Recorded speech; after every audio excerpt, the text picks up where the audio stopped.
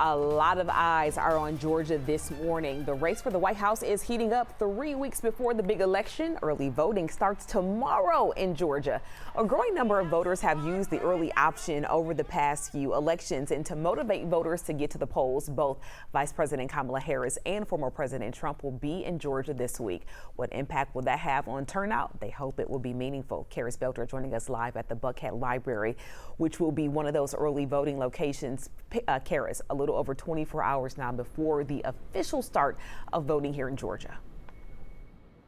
That's right. And a political science professor from Emory, Alan Peskowitz, says that a lot of people are making the push, or rather the candidates are making the push for early voting because they think it will increase voter engagement overall. Peskowitz says there are several things that could keep someone from getting to the polls on November 5th, things like transportation concerns or childcare challenges, for example. But he says it's particularly important because of how close the race is, and the Peach State will play a big part in determining who wins the election.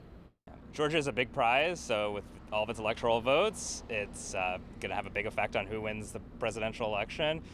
All of the polls are really close, so any small incremental changes could be the difference in winning Georgia or losing Georgia.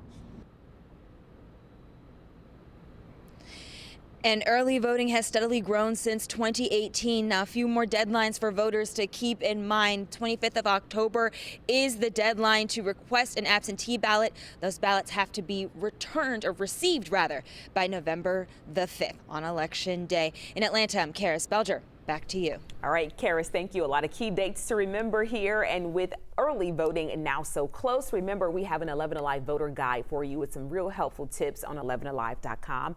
Text the word VOTE to 404-885-7600 and we'll send it straight to your phone.